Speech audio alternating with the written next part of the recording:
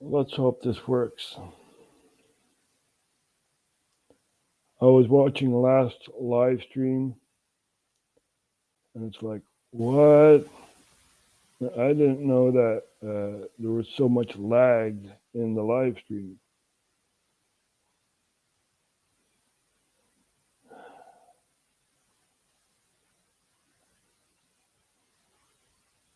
Oh well.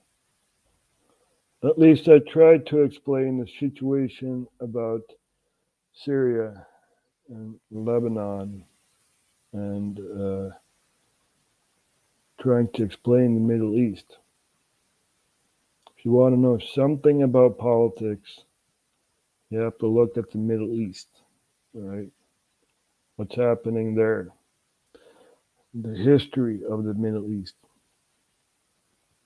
You have to look at that. And don't choose sides, just be objective. Look at what's happening overall.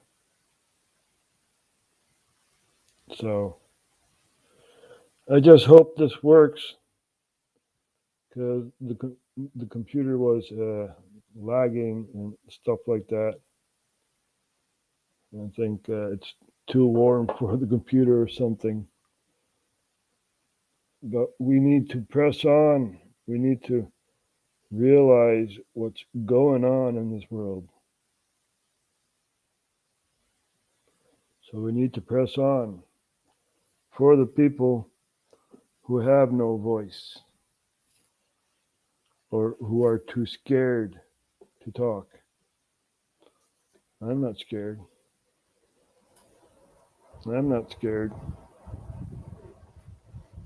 even though it's these are totalitarian times, and it's very hard to express yourself, basically, because everyone who's anyone will say, "Hey, you hear that guy talking?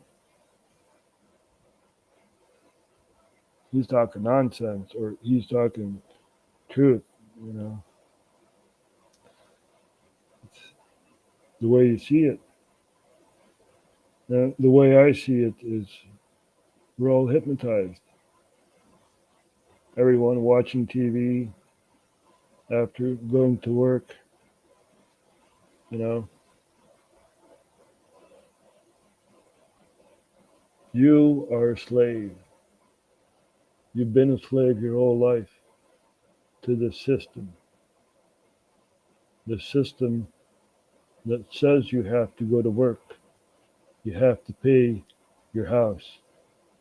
You have to do this. You have to do that. You have to do this. You have to do that. And once you're done doing all that stuff, you look back and you say, hey, what the heck did I do? What the heck did I do? What did I do to make a better future for tomorrow? What did I do? Did I help anyone? We all choose our path in life, and yeah, we just don't look at the other person. There's a clip of a homeless guy, right, helping out someone who got robbed, and the homeless guy got stabbed. He died. He died on the street, and people were like, do nothing. That's one life lost.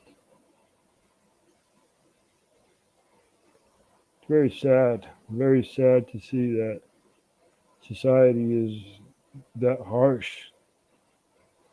You know, you have a homeless guy helping out someone who's getting robbed. Right? She runs away. She doesn't even thank him, and he basically bleeds on the street. And people are taking pictures. And you think I'm exaggerating?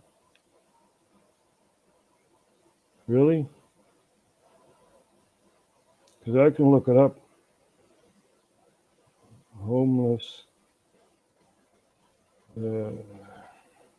person dies there. I believe it happened in New York.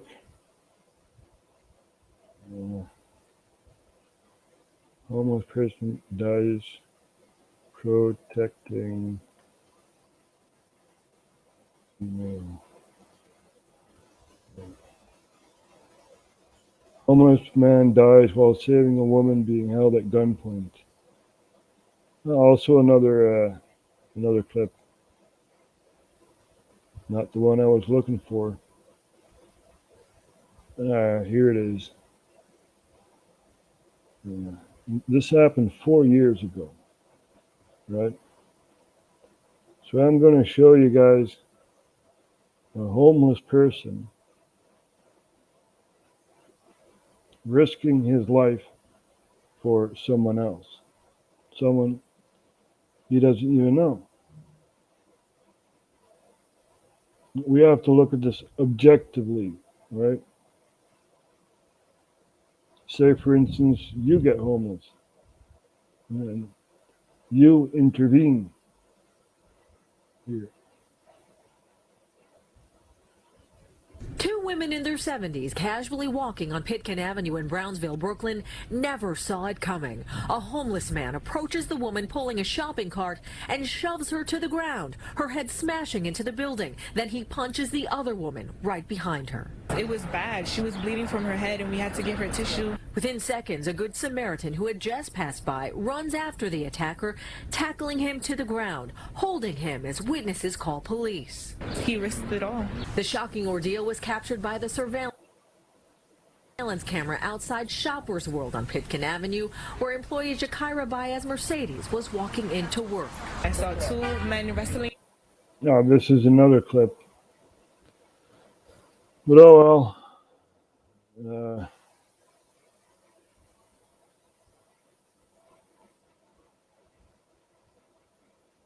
Homeless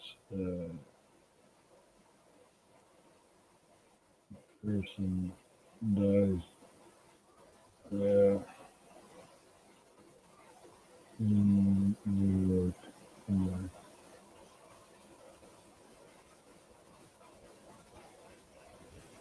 Let's see. Homeless. It happened a couple of years ago. You know, the guy was lying on the street, and people were making pictures and stuff like that. It's very, very odd to see. Poor sleeping homeless men beaten to death. Yep. What is life worth, huh?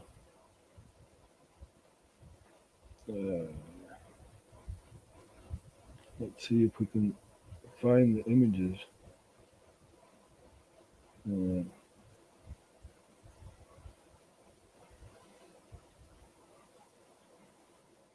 Homeless dies in New York.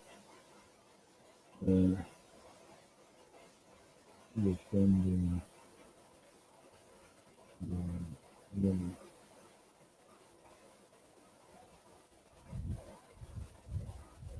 See if we can find this here.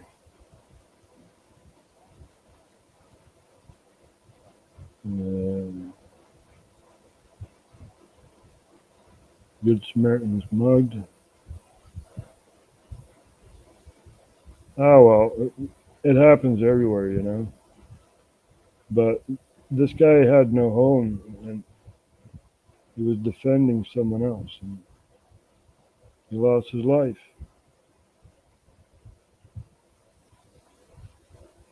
This is what happens. the degradation of society. You know, we don't look out for each other anymore. People basically don't care. So I was talking about Israel and Syria and stuff like that during the last live stream. But when I looked back at that live stream, it was like no one could understand that. So I'm sorry for that.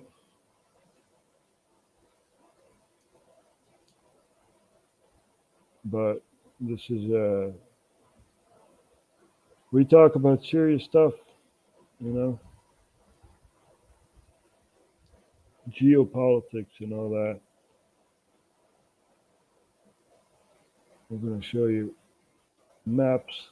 There you go. Streaming from Maastricht, which is in the south of the Netherlands. And it's very, very important to know what's happening in the Middle East. If you want to know something about politics, you have to know the Middle East. So I was trying to explain basically what was happening in Syria, right? And yeah, no one could understand that. So you had a civil war in Lebanon, and it's because of all the Palestinians who went to Lebanon, used the Lebanese people as shields for Israel to attack, right? So it's basically a mind game and also a proxy war within Israel and Iran, because Iran was also involved, Hezbollah in Lebanon, right? So, and now Lebanon has Hezbollah in their political system, and they're in a deadlock right now. And another cabinet fell, and Lebanon is a country that's been in between a civil war and rebuilding. And then you had the Syrian intervention in 2011, and a lot of Syrians went to Lebanon, right? So even more people in Lebanon, even more mouths to feed. So very, very hard situation in Lebanon. No cabinet, basically hyperinflation economy, and yeah, we support the Lebanese people because they have no capacity to take in all these people, but they do. They do. They see their neighbors as brothers aside from Israel. Everyone in the region does not like Israel, you know. So that's basically Middle East policy. After the Ottoman Empire fell, you had these regions like Syria, Iraq, Transjordan, right, which was Israel and Jordan stuck together, Transjordan. So there's so much else to tell. But you guys got to look it up. You have to be aware of what's happening, right? And I tried to explain it in the last live stream, and it didn't really work out. So let's see if we can get it back. Why did Syria invade Lebanon? There. The Syrian intervention.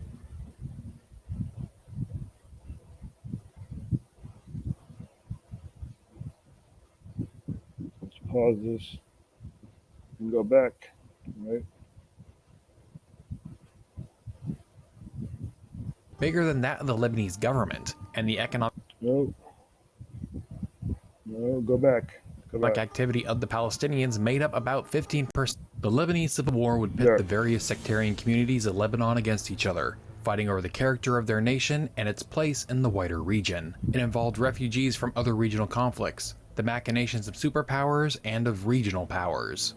Over a 15-year period, between 100 and 150,000 people would die, and the Middle East would be transformed.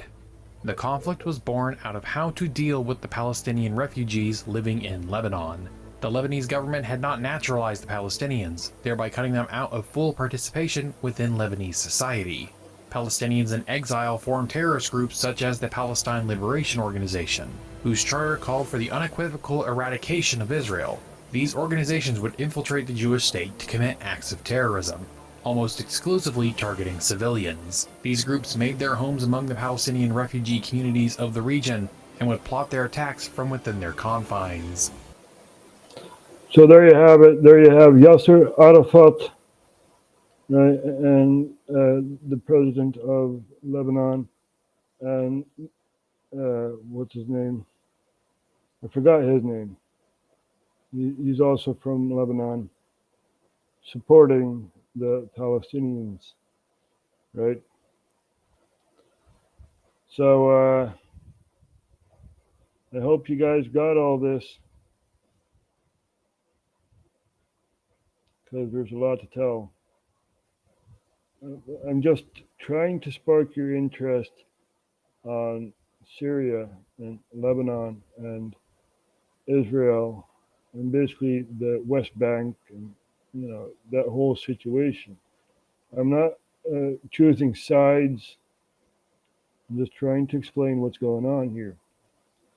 So you also have the Golan Heights, which is over here, which is a disputed territory. And it's disputed between Syria and Israel. And basically, the United Nations looks out for that territory, right? And Trump gave it to Israel. So, they took it over. And we'll see what's going to happen when they cross one of these lines, right? The Alpha line and the other line. So you have two borders, basically. You have the Alpha line, which is laying against the Golan Heights, right? Big mountainous area, and some miles distance, you have another border, which is the Syrian border, right? And within, you also have these small communities, and it's a very complex situation. But we need to be aware of what's basically happening. So therefore, I'm trying to explain the situation. So you had basically a war in Lebanon, fought per proxy by Israel and Iran, and also Syria, right? Syrians were for the Palestinian cause, and very complex situation. Let's see if we can give some more information about that. Every time Israelis were attacked by these groups, the IDF would retaliate against Palestinian terrorists. Unfortunately, because they made their homes amongst Palestinian civilians, it was impossible to retaliate against the terrorists without also hitting bystanders. The Syrian government and the PLO both knew this, and developed a strategy to exploit it. attack Israeli civilians, and force them to retaliate, and when they do, cry foul that the attack was disproportionate and accuse them of orchestrating a Holocaust against the Palestinians. The Arab states and the PLO intentionally put the lives of innocent Palestinians in danger for the sake of tarnishing Israel's reputation abroad. And this is why a lot of Palestinians are hated, because they used the Lebanese people as a human shield, and also for atrocities of war, right? So, very, very interesting situation, and that's just some bit of history I just gave you guys. So, it's hot over here in the Netherlands. Been 40 degrees almost Celsius, and I've been on many other live streams, C3T4S and Dan Badandi and Fake Mike Real News and other streamers. So I've been very, very busy trying to warn people, trying to say, hey, this happened here. Take a look at this. Look at it objectively. Don't choose sides, and try to think of an answer for these problems, right? So that is our goal for a better world. Anyway, I hope this stream is better than the last stream, and I hope,